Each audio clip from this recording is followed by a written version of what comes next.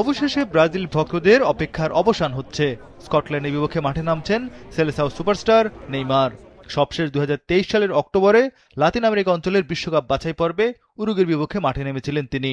এরপরে চোট ও ফিটনেসের কারণে ব্রাজিলের জার্সিতে আর দেখা যায়নি দলের সর্বোচ্চ গোলদাতাকে। চলতি বছরের ফেব্রুয়ারিতে হাঁটুর সার্জারির পর নেইমার বিশ্বকাপ খেলবেন কিনা তা নিয়ে ধোঁয়াশা ছিল। নানা জল্পনা কল্পনার পর বিশ্বকাপ স্কোয়াডে তাকে রাখেন কোচ কার্লো আনচেলোত্তি। চলতি বছর ক্লাব সান্তোসের হয়ে 15 ম্যাচে 6 গোল ও 4 অ্যাসিস্ট করেছেন নেইমার।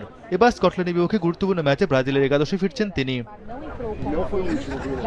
গ্রুপ চ্যাম্পিয়ন হতে সি গ্রুপে এই ম্যাচে জিততে হবে সেলেসাওদের, কারণ ব্রাজিলের সমান 4 পয়েন্ট সংগ্রহ মরক্কোর। আফ্রিকার দলটি একই সময় খেলবে হাইতির বিপক্ষে, তাই স্কটিশদের বিপক্ষে বড় ব্যবধানে জিতলেই গ্রুপ সেরা হয়ে নকআউট পর্বে উঠবে 5 বারের বিশ্ব চ্যাম্পিয়ন দল। নেইমারের ফেরার খবর স্বস্তির হলেও দুঃসংবাদ রাফিনিয়ার জন্য। বিশ্বকাপে কবে ফিরবেন রাফিনিয়া তাও এখনো অনিশ্চিত। এক লাইটেই নিশ্চিন্তে চলে দিনের পর দিন। Walton emergency bulb, the best emergency bulb. তবে ভিনিসিয়াস জুনিয়র, ম্যাথিউস কুনহার আত্মবিশ্বাস উজ্জীবিত করবে পুরো ব্রাজিল দলকে।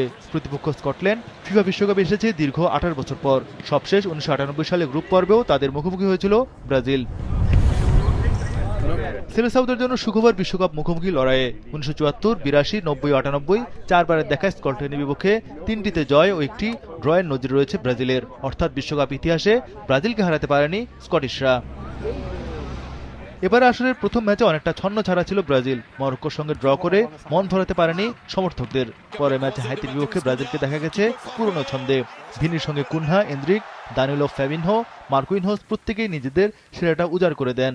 তাই তো স্কটল্যান্ডের বিপক্ষে অনেকটা নির্ভার মাস্টারমাইন্ড কোচ কার্লো আনচেলোত্তি।